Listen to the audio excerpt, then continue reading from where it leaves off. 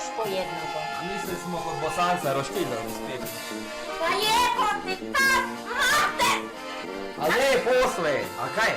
Ko bi ti išel? Pa posle bi ispekli. Van, Kaj ne bi? van. Jebote, pas, mater, tebi i Bosantu. Dobro, kaj sad? Nemoj vikat. Ti si još došao po... Ne, dost bude ono, bila sam mislio zeti za svaki slučaj. Kaj za svaki slučaj?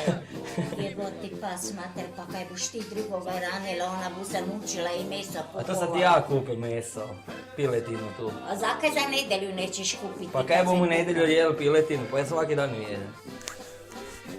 Pa jel... Kaj? Ne boš me lupila sad. Pa skoro da bi te šupila, da bi od tam odfrknulo, znaš? Pazi da ti taj gebis ne zaleti iz... Marš. Daj, evo. Azo, pa je, ako ima ko glupiju decu na svetu kad ju imam ja. Zakaj?